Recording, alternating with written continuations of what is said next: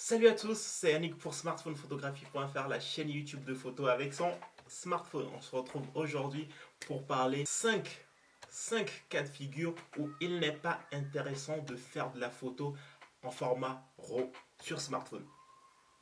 Donc, si vous n'avez pas suivi mes deux premières vidéos sur le format RAW, je vous conseille d'aller les voir. Je mets les liens en description ou quelque part ici, ils s'afficheront.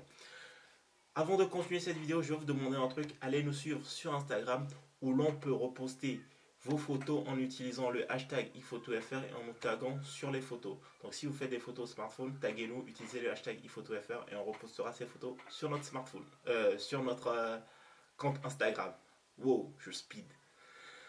Donc, on va parler des 5 cas de figure où il n'est pas intéressant de faire de la photo en format RAW.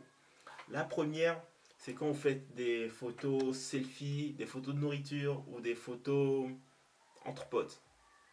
Ces genres de photos, pas besoin de RAW. Parce que ces genres de photos, vous n'allez pas pousser le traitement.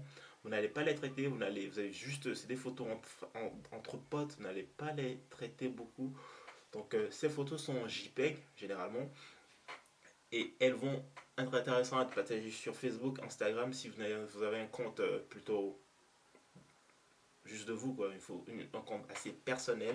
Donc ça c'est intéressant en JPEG. Vous pouvez y aller, shooter en JPEG et laisser tomber le RAW. Le deuxième cas de figure, c'est quand on fait des photos d'action. Par exemple, des photos de sport. Vous avez un sujet qui court, vous avez et les photos en mouvement.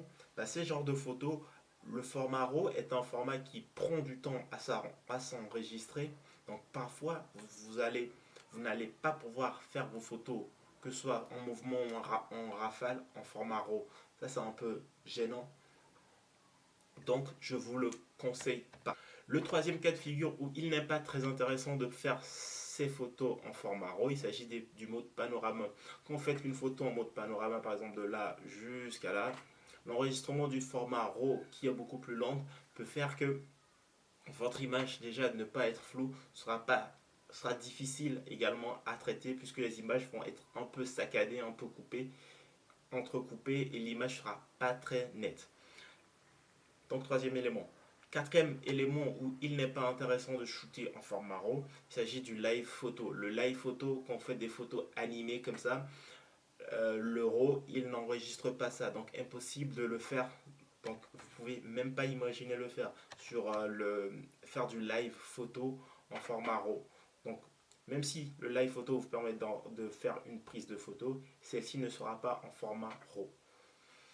Cinquième élément où il n'est pas intéressant de shooter en format RAW, il s'agit des photos de soirée. On sait tous, on prend des photos lors des soirées avec nos smartphones, avec nos potes. Et quand on fait ces genres de photos, à la fin de la soirée, on se retrouve avec 200 à 300 photos. Minimum. Bon, j'abuse un peu, mais voilà quoi, vous avez compris. Donc, si vous allez prendre beaucoup de photos, évitez beaucoup de photos de soirée précisément, évitez le format RAW, puisque le format RAW prend beaucoup de place et votre téléphone va être très vite rempli. Vous n'aurez plus de place et après il faudra le trier. Et parfois, quand on a 100 ou 80 photos de soirée, et on a du mal à trier après, en plus d'être bourré. Bref, donc pour les photos de soirée, je vous conseille de shooter en format JPEG, comme ça va vite, tout est plié, tout est nickel. Vous avez juste à partager ensuite sur Facebook, Instagram, à l'envoyer à mamie et tati. Exactement, c'est tout. Donc voilà donc les 5 cas de figure où il n'est pas intéressant de shooter en format RAW. Donc 1, les selfies, les photos de nourriture, simple, avec les potes. Non. Les photos de sport, d'action, ou les modes rafale, le mode rafale aussi. Non. Troisième élément, les panoramas. Quatrième élément, le live photo. Et le cinquième élément, c'est comme le film Cinquième élément. C'était un jeu de mots. Cinquième élément, les photos de soirée. Donc, également à éviter en format RAW. Voilà, j'espère que cette vidéo vous a plu. Lâchez un pouce bleu un pouce bleu comme le dira un certain gars, un pouce bleu sur cette vidéo si ça vous a plu.